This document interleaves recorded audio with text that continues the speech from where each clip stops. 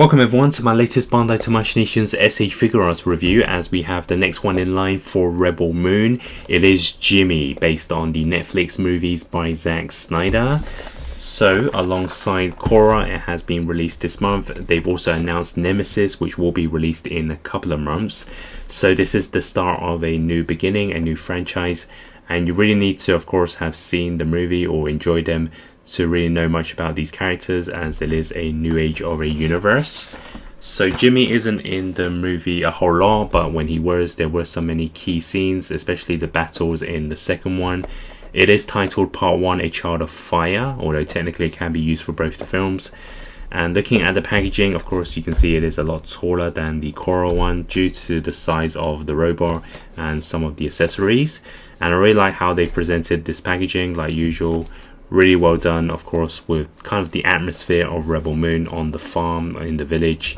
And we have the sunset, the shot of the character, of course, and then the usual logos and stickers, and then the Netflix logo at the top as well. And I really like how they used the Rebel Moon logo printed on this.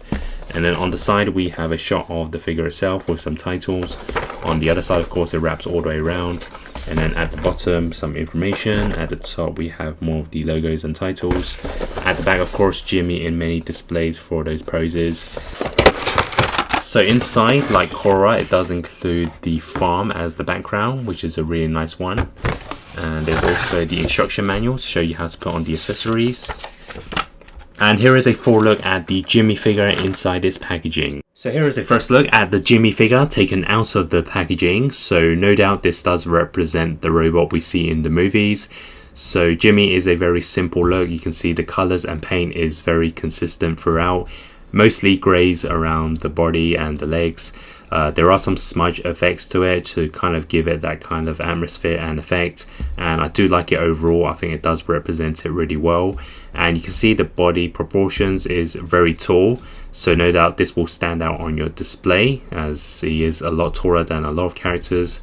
And we have also the carvings of kind of the symbols or logos at the front. It's on the back as well.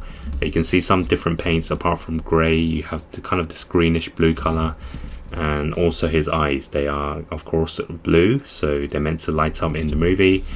And he is very simple, of course, without any accessories, but it is a robot at the end of the day. So you can see kind of all the joints inside, which is really cool. And it also feels very light in hand, which I wasn't really expecting. I don't think diecast would have worked for Jimmy. I think it would have looked very shiny, so I think they've done it right. And it does remind me of a certain robot in the Star Wars franchise, and you guessed it, it is C-3PO. And Rebel Moon is highly inspired from Star Wars, so I'm not surprised there. And it also kind of feels like an endoskeleton figure I have for the Terminator line from NECA. Just the way it builds, and just the way it kind of feels in hand, very light. Just overall, yeah, it kind of is built like it. So without any accessories, it can look very simple. So we need to change them up. So the first thing I want to show you is this kind of cape, although it's called the mantle. And it is built very nice. I think the textures look very tough, very strong. And you can see kind of all the roughness to it to give it that kind of Rebel Moon atmosphere.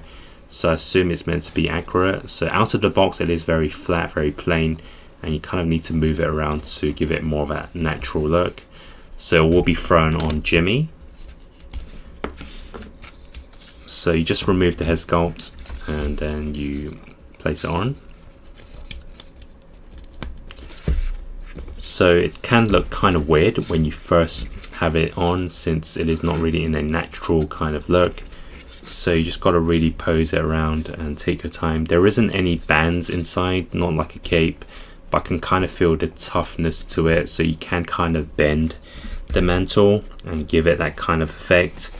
It is very large as well, and you can see that on the neck it doesn't flow that well at the moment, so I think it's gonna take a bit of time to get used to. But it certainly creates that kind of atmosphere for Jimmy. So I need to look on the instruction and the box to really see how this cape looks. So if I bring in Korra, as you can see, she also has these soft materials, and it kind of creates that Rebel Moon atmosphere with both of these. So that's kind of just the first look at the Jimmy figure. And now we can take a look at some of the other accessories. So let's first take a look at the different hand accessories. So right out of the packaging, we have the standard fisted hands. So for the first set of alternative hands, we have a pair of relaxed palms, or the grappler hands, and this can be used for that natural look and of course paired up with some of the accessories.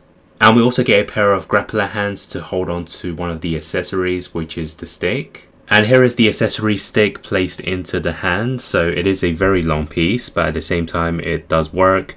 As you can see, it is taller than the actual figure itself. So it's built into two pieces when you take it out of the box. Pretty standard for 2machinations. You kind of just slip it through the hand and then place the other side on. And yeah, just be very careful when you're doing it because it can snap, such a fragile piece.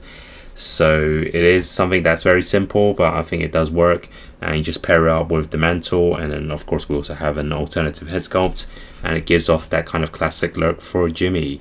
So you can see it's a very long one, and you can obviously do different dynamic poses for it to look even better. So yeah, that's the key accessory included, and now we can switch up some of the other ones.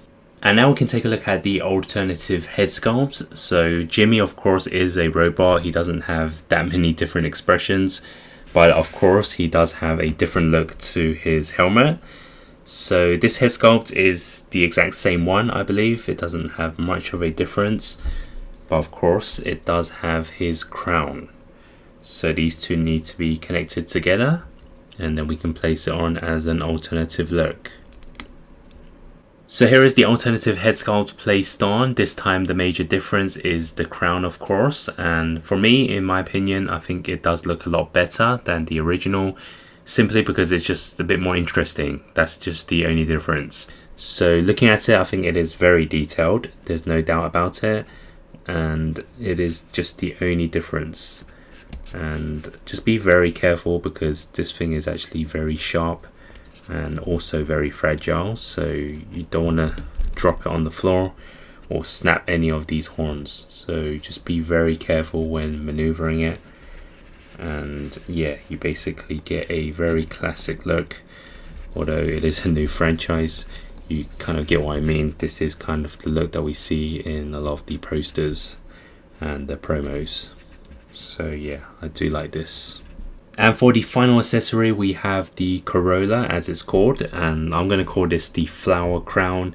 And this is very unique, no doubt, considering he is a grey robot, but then you have this very bright yellow and green flowers, and you just place it onto the head sculpt, which is on the original one.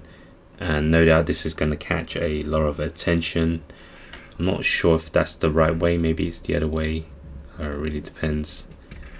But you can see I do like this. So this is a extra bonus, but of course it is one of the scenes in the movie. So not as exciting in terms of how it looks compared to the crown, but something you could change up once in a while. So during this whole process, you notice that I keep pushing the mantle down because it wasn't really sitting right. But I just noticed that if you hold it down really hard, there is some sort of band here, so it can kind of hold it in place, and you can see kind of the ropes are flowing downwards. So let's try it now. Maybe it's going to be slightly better. So as you can see, it does sit slightly better, although it does kind of flow back to the top as well. So once again, you just kind of have to take your time over this, and just maybe a few poses, then you can get it in the right kind of look.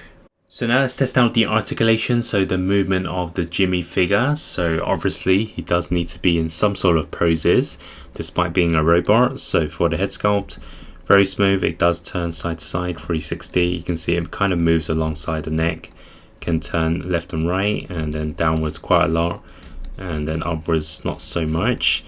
For the arms, you can see they stretch side to side, although there is a limitation just the way it's been built. And then of course it can move forwards, upwards, backwards, round and round, and then it doesn't actually stretch backwards too much. Once again, these shoulders kind of get in the way, but I don't think it needs to go all the way back. And then inwards again, not so much, but there is a slight swivel around the arms, and then obviously there is a bend.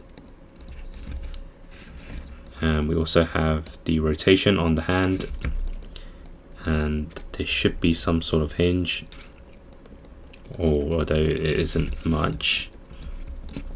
And then for the body, so it is split into two halves, so it can kind of turn side to side, left and right really well, and then backwards this much, and then forwards crunch. And then for the abs, he doesn't have much turn, although you just got to do it very carefully. Okay, it does actually go round and round if you want. And then the kind of forwards crunch and goes backwards, so I'm just being very careful here since it looks like very fragile. And then for the legs, they stretch really wide, you can see, and they go forwards no problems, backwards really well, very good rotation on the legs, you can see. And then we have a full knee bend. And then for the foot, there is also rotation, there is up and downwards, and then it's kind of side to side as well. So in terms of the posing, this is going to be pretty dynamic considering the robot.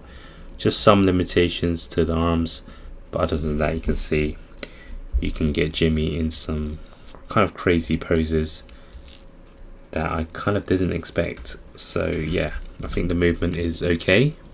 So now for the size comparison, starting off with the SE Figuarts with the Rebel Moon Korra, as well as a Wonder Woman from Wonder Woman 1984. Here it is standing next to the Mayface Justice League Cyborg, as well as Bruce Wayne. And next to some DC collectibles from the Arrow line with Oliver Queen and Deathstroke. And here it is next to some Marvel Legends with Logan and Wong. And here it is next to the Soto Toys Street Fighter line with Ken and Chun-Li. So now for my final thoughts on the SE Figuarts Rebel Moon Part 1, A Child of Fire Jimmy. This is one you should get if you like the Rebel Moon movies, since Korra is also available. In my opinion, it does capture the likeness of the character very much, providing a range of accessories like the stick, the crown, the mantle and the corolla. It is the whole package. The articulation is also very good with its size, and despite its simple look, it can get into some dynamic poses. The only problem I had was placing the mantle in the right way, as the strings at the front was very difficult to hold down, especially with the weight of the whole mantle. But in my opinion, it does look very good and the materials used do match up with the character. Like I said with the Korra figure, unless you like the Rebel Moon movies, this is the only way you would want this, as there's no history of any animation or comic books, meaning you have to get a figure to represent the character. The only way is if you enjoy those Netflix films. Of course, if you have Korra, this would be nice to add into the collection, but overall it's not as exciting as the main character. So I'm going to give this a 6.5 out of 10. It is what it's meant to do, but it does take a lot of effort to pose around with, and it definitely isn't a standout unless you have Korra as well. Check out the review of Korra if you haven't already, and stay tuned to more SE Figuarts reviews, news and collections. Thanks for watching.